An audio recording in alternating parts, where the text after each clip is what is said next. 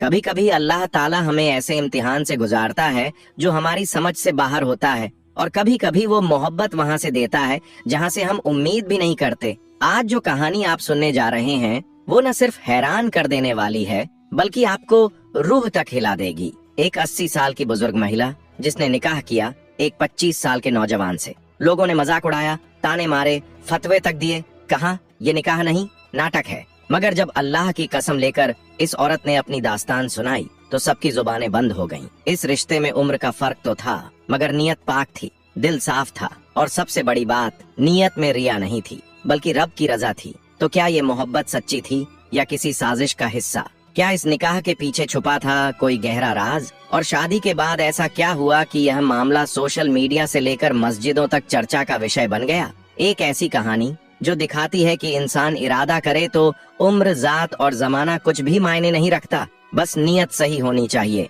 और अल्लाह का तवक्कुल साथ हो। तो चलिए जानते हैं इस अनोखे निकाह की पूरी हकीकत और सीखते हैं वो सबक जिसे सुनकर शायद हमारा नजरिया ही बदल जाए। कहानी शुरू होती है। ईशांत एक सीधा साधा और शरीफ नौजवान जिसकी उम्र तो बस 25 साल थी, मगर माथे पर फिक्र के बादल और आंखों में थकावट की धुंध छाई रहती थी। पिता के इंतकाल के बाद पूरे घर का बोझ उसके कांधों पर आ पड़ा। माँ की बीमारी, बहन की तालीम और रोज की रोटी, सब कुछ उसी पर था। वो सुबह से शाम तक मेहनत करता और रात में किताबों के साथ जागता। कम उम्र में हालात ने उसे बुजुर्गों जैसी सोच दे दी थी। कर्जदार हर दूसरे दिन उसके दरवाजे पर दस्तक देते थे और जेब में 2 रुपए भी होते तो वो सोचता, माँ की दवा लूं या बहन की किताब। एक दिन जब वो एक छोटी सी चाय की दुकान पर बैठा सिक्के गिन रहा था, उसकी नजर सामने खड़ी एक अजनबी महिला पर पड़ी। उम्र दराज मगर बेहद नफीस, सिर पर हिजाब, आंखों में रोशनी और हाथ में तस्बीह। वो थीं फातिमा मलिक, बिजनेस की दुनिया की एक जानी पहचानी शख्सियत। फातिमा ने मुस्कुराकर कहा, तुम ईशांत हो ना? ईशांत ने हैरानी से जवाब दिया, जी, लेकिन आप कौन हैं? फातिमा ने बड़े इत्मीनान से कहा, मुझे मालूम है तुम्हारे हालात क्या हैं। तुम्हारी माँ की बीमारी, बहन की तालीम और घर का हर दुख मैं जानती हूँ। ईशांत की आंखें खुली की खुली रह गईं। उसने कांपती आवाज में पूछा, आपको ये सब कैसे पता? फातिमा ने अपनी तस्बीह को घुमाते हुए जवाब दिया, क्योंकि मैं खुद उस दौर से गुजरी हूँ और आज मैं तुम्हारे लिए अल्लाह का एक जरिया बनना चाहती हूँ। अगर तुम चाहो तो मैं तुम्हारी जिंदगी बदल सकती हूँ, लेकिन एक शर्त है। ईशांत चुप था लेकिन दिल की धड़कन तेज हो गई थी। मुझसे निकाह कर लो, फातिमा ने कहा, बिल्कुल साफ लफ्जों में। ईशांत सन्न रह गया। आप मजाक तो नहीं कर रही? नहीं, फातिमा ने कहा, ये एक पेशकश है, साफ और नेक नियत वाली। तुम्हारी माँ का इलाज मेरी जिम्मेदारी, बहन की पढ़ाई मेरा फर्ज और तुम्हारा कर्ज सब मैं अदा करूंगी, लेकिन बदले में सिर्फ इतना चाहती हूँ, तुम्हारा साथ, तुम्हारा नाम निकाह के रिश्ते में। क्या ईशांत ने ये रिश्ता कबूल किया? क्या ये रिश्ता अल्लाह की तरफ से था या इंसानी मजबूरी का सौदा? और निकाह के 7 दिन बाद जो हुआ उसने क्यों सबको चौंका दिया? इस कहानी का अगला हिस्सा जानने के लिए पढ़ते रहिए या वीडियो में बने रहिए। ईशांत का दिल उलझ गया था। उसे लगा जैसे सवालों की एक सुनामी उसके सीने में उठ रही हो। उसने थोड़ी देर चुप रहकर आखिर पूछा, और बदले में मुझे क्या करना होगा? फातिमा मलिक ने बिना वक्त गंवाए बहुत शांत लहजे में कहा, बस एक चीज चाहिए, निकाह। मैं न तो तुम्हारी आजादी छीनूंगी न तुम्हारी जिंदगी का रास्ता बदलूंगी, लेकिन कुछ शर्तें होंगी जिनका एहतराम जरूरी होगा। मैं तुम्हें जबरदस्ती कोई फैसला लेने पर मजबूर नहीं करूंगी। तुम्हारी रजा सबसे अहम है। बातें सुनने में आसान थीं, लेकिन ईशांत जानता था कि यह दुनिया इतनी भी सीधी नहीं। वो चुपचाप उठा और वहाँ से चला गया। पीछे फातिमा खामोशी से अपनी कार में बैठकर अपने आलीशान मकान की तरफ लौट गई। दिन गुजरते गए, लेकिन हालात ने जैसे ईशांत के इरादों को जकड़ लिया था। घर के बाहर खड़े कर्जदारों की आवाजें, माँ की हर खांसी में होती दर्द की चीख और बहन की किताबों पर छाए अधूरे सपनों के साए, सब कुछ उसे अंदर से तोड़ता जा रहा था। आखिरकार एक शाम जब सूरज डूब रहा था और जिंदगी की उम्मीदें भी ढलने लगी थीं, ईशांत ने अपना फैसला कर लिया। वो फातिमा के सामने खड़ा हुआ और थके हुए स्वर में बस इतना बोला, मैं तैयार हूँ निकाह के लिए। इसके बाद हर चीज बहुत जल्दी हुई। गवाह बुलाए गए, काजी साहब ने निकाह पढ़वाया, दस्तावेजों पर दस्तखत हुए। निकाह सादगी से हुआ, मगर उस निकाह में जो वादा था वो पूरी कायनात से भारी था। शादी के बाद ईशांत पहली बार उस हवेली में गया जो अमीरी का नहीं, ताकत का भी किला लगती थी। संगमरमर की फर्श, ऊंची छतों से लटकते झूमर, दीवारों पर लगे ईरानी फानूस, हर चीज अपने अंदर एक इतिहास समेटे हुए थी। ईशांत को पहली बार एहसास हुआ, यह औरत सिर्फ अमीर नहीं है, बल्कि उसकी रुतबा, उसकी मौजूदगी ही एक मुकम्मल राज्य है। नौकर चाकर उसकी बात बिना बोले समझते थे। हवेली की औरतें जब ईशांत से बात करती तो नजरें झुकाए, जैसे वो किसी शहंशाह से मुखातिब हों। रातें खामोश थीं, लेकिन उस खामोशी में कुछ था जो चुभता था। सब कुछ ईशांत की सहूलियत के मुताबिक था, मगर अंदर ही अंदर उसे कोई नामालूम सी बेचैनी महसूस होती, जैसे किसी पुराने गुनाह की परछाई हवेली में अब भी घूम रही हो। कुछ ही दिनों में ईशांत की नजर हवेली की दूसरी मंजिल पर पड़ी। वहाँ एक बहुत बड़ा दरवाजा था, जिस पर भारी ताला पड़ा रहता था और 2 नौकर हमेशा उसकी निगरानी करते थे। कोई उस ओर जाने की हिम्मत नहीं करता। ईशांत के जहन में सवाल उठने लगे, आखिर उस कमरे में ऐसा क्या है जिसे छुपाया जा रहा है? निकाह तो हो चुका था, मगर दोनों के बीच अब भी जज्बात की दीवार खड़ी थी। फातिमा ने कभी ईशांत को मजबूर नहीं किया। वो चाहती थी कि अगर वो उसके पास आए तो खुद की मर्जी से आए, दिल से, न कि किसी सौदे के तहत। फातिमा अक्सर तिजारत के कामों में लगी रहती, लेकिन ईशांत की खैरियत पूछना नहीं भूलती। मगर ईशांत, वो अब भी खुद में गुम था। उसका हर जवाब औपचारिक होता और चेहरा बेरुखी से भरा रहता। उस हवेली में सब कुछ था, दौलत, इज्जत, शान, मगर वो जज्बात जो एक रिश्ते को मुकम्मल बनाते हैं, वो अब भी कहीं दूर थे। फातिमा अक्सर ईशांत के साथ एक ही दस्तरख्वान पर बैठकर खाना खाती थी, लेकिन नजरें मिलती नहीं और बातें भी सिर्फ खाने तक सीमित रहती। न किसी ने बीते वक्त की बात छेड़ी, न आने वाले कल की कोई ख्वाहिश जताई। ऐसा महसूस होता था कि जैसे 2 अलग अलग जहान एक ही छत के नीचे मजबूरन साथ बैठे हों, लेकिन दिलों के दरमियान फासले अब भी कायम हैं। एक रात जब हवेली में सन्नाटा तारी था और दूर से अजान की हल्की आवाज फिजा में गूंज रही थी, ईशांत अपने कमरे की तरफ लौट रहा था। तभी उसकी निगाह हवेली के उस हिस्से पर पड़ी जहां आमतौर पर अंधेरा रहता था, लेकिन आज वहां रोशनी थी। वो ठिठक गया। ये वही हिस्सा था जहां फातिमा का निजी कमरा था, हवेली का वह हिस्सा जहां किसी का दाखिल होना मना था। ईशांत के कदम रुक गए। वह सोचने लगा, आखिर वहां कौन है? ये रोशनी किस बात का इशारा कर रही है? उस कमरे की ओर देखने पर ऐसा लगता था जैसे कोई परछाई उसमें हर वक्त मौजूद हो, और वो परछाई फातिमा की अपनी थी। फातिमा अक्सर चाहती थी कि ईशांत उसके कमरे में आए, लेकिन ईशांत खुद को हर बार रोक लेता। न जाने क्यों उसके दिल में एक अजीब सी दहशत थी। उसके एहसासात गवाह थे कि इस हवेली की दीवारें सिर्फ ईंट और पत्थर की नहीं, बल्कि राजों और रहस्यों से बनी हैं। इसी हवेली में एक और कमरा था, एक भारी मजबूत दरवाजे वाला। उस पर बड़ा सा ताला जड़ा था। जब भी ईशांत उस ओर बढ़ता, कोई नौकर नरमी से रोक देता। हुजूर, ये हिस्सा ममनुआ है, इसमें जाना मना है। ईशांत पूछता, क्यों? लेकिन जवाब हर बार चुप्पी में गुम हो जाता। एक रात जब आसमान पर बादलों ने चांद को छुपा लिया था और हवेली की हवाएं कुछ कहने लगी थीं, ईशांत दबे कदमों उस कमरे की ओर बढ़ा। दरवाजे के पास जाकर उसने कान लगाए और अंदर से फातिमा की आवाज सुनाई दी। लेकिन ये आवाज वैसी नहीं थी जैसी वो रोजाना सुनता था। वो किसी से बहुत गंभीर अंदाज में बातें कर रही थी। ईशांत को समझ नहीं आया कि वो किससे बात कर रही है, लेकिन लहजा ऐसा था मानो कोई इबादत या कोई हिसाब किताब चल रहा हो। उसके जहन में शक की चिंगारियां भड़क उठीं। क्या ये निकाह एक सौदा था? क्या मैं एक मोहरे की तरह इस्तेमाल हो रहा हूँ? उसने ठान लिया, अब सच्चाई सामने लानी ही होगी, चाहे इसके लिए उसे कोई भी रिस्क क्यों न लेना पड़े। उस रात ईशांत अपने कमरे में लौटा, लेकिन नींद उसकी आंखों से कोसों दूर थी। हर तरफ साया, हर दीवार पर शक और हर सांस में एक सवाल। उसी रात पहली बार उसके दिल में फातिमा को लेकर एक अलग ख्याल आया। क्या वो वाकई सिर्फ एक अमीर उम्र दराज महिला है, या फिर उसके अंदर भी कोई ऐसा दर्द छुपा है जो बरसों से किसी को बताया नहीं गया? वो जानता था अगर इस राज से पर्दा हटाना है तो उसे उसी से पूछना होगा,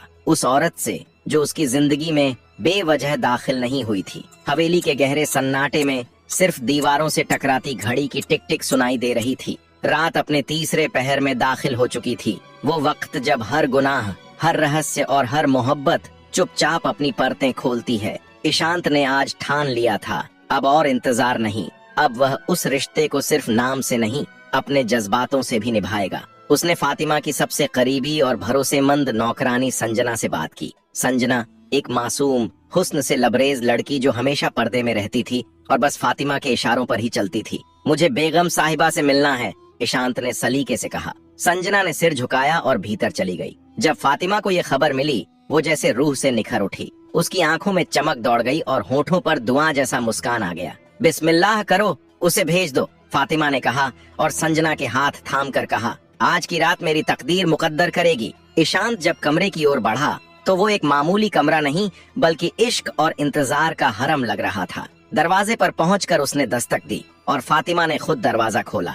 वो आज किसी मलिकाए हुस्न से कम नहीं लग रही थी। हल्की सी इत्तरी महक, रेशमी लिबास और आंखों में सजी एक दुआ। ईशांत ठहर गया, नजरें वहीं थम गईं। आप तो बिल्कुल 20 की लग रही हैं, ईशांत ने कहा, हैरानी और अजनबी मोहब्बत के साथ। फातिमा मुस्कुराई और धीमे लहजे में बोली, इश्क में उम्र नहीं होती ईशांत। जब औरत सच्चे दिल से मोहब्बत करती है तो वक्त उसके कदमों में रुक जाता है। मैं सिर्फ तुम्हें नाम से नहीं, अपने दिल और दुआओं से अपनाती हूँ। कमरे में गुलाब की खुशबू और हल्की सी रोशनी की गर्माहट थी, लेकिन उन सब से ज्यादा वहाँ एक गवाह मौजूद था, दिल का सच्चा इरादा। ईशांत ने गहराई से उसकी आंखों में देखा और पहली बार पूरी सच्चाई से कहा, मैंने तुम्हें हमेशा एक सौदे की तरह देखा, लेकिन आज समझ आया, तुमने मुझे सिर्फ दौलत का वारिस नहीं, अपने जज्बातों का भी हकदार बनाया है। फातिमा ने अपनी पलकों को झुकाते हुए सिर उसके कंधे पर रख दिया। मर्द जब औरत को अपना कहता है, न मजबूरी में न मतलब में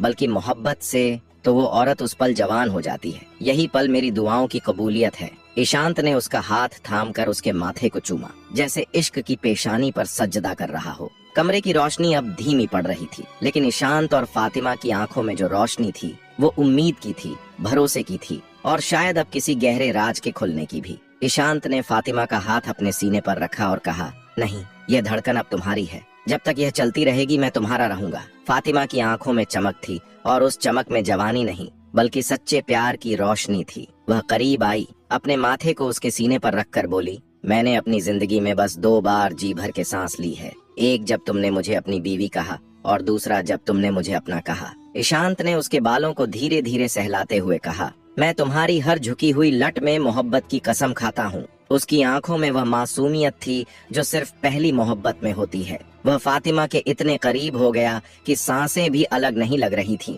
फुसफुसाकर ईशांत ने कहा, अब मेरी जिंदगी के हर दिन का मतलब सिर्फ तुम हो। मैं तुम्हारे बिना बिल्कुल अधूरा था, यह आज समझ में आया है। उस रात दोनों ने कोई वादा नहीं किया, कोई कस्में नहीं खाई, क्योंकि उनकी खामोश नजरों ने सब कुछ कह दिया था। कमरा अब सिर्फ एक जगह नहीं था, वह उनकी मोहब्बत की दास्तान बन चुका था। बाहर हवाओं में एक अजीब सी मिठास घुल रही थी। ईशांत को लगा वह तो बस रात जानने आया था, मोहब्बत तो अनजाने में ही हो गई थी। मगर मोहब्बत यहाँ एक तरफा नहीं थी। फातिमा ने हार नहीं मानी। वो ईशांत के पास आई और उसके होठों पर उंगली रख दी। अब कुछ है और तुम भी ईशांत को कुछ करने की जरूरत नहीं रही। फातिमा पहले ही इश्क में डूब चुकी थी। मोहब्बत की लहरें समंदर सी उठी और ईशांत उसमें बहता चला गया। वो रात हवेली की सबसे हसीन रात बन गई, बल्कि तूफानी इश्क की दास्तान सुबह होते ही नौकरानियों में फुसफुसाहट होने लगी। आज तो मालकिन फिर से जवानी की मिसाल बन गई। मालिक भी अब उनके इश्क में बन चुके थे।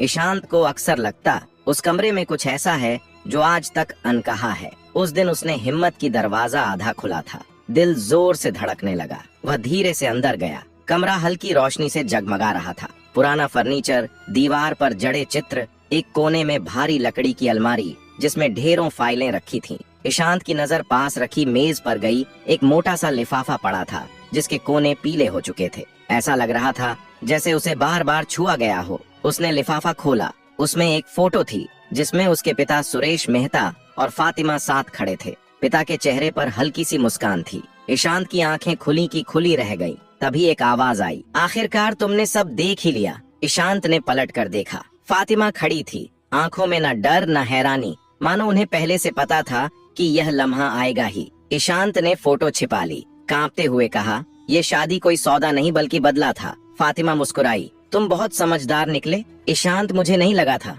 तुम इतनी जल्दी सच्चाई जान जाओगे। ईशांत के जज्बात फूट पड़े। तुमने मेरी मजबूरी का इस्तेमाल किया।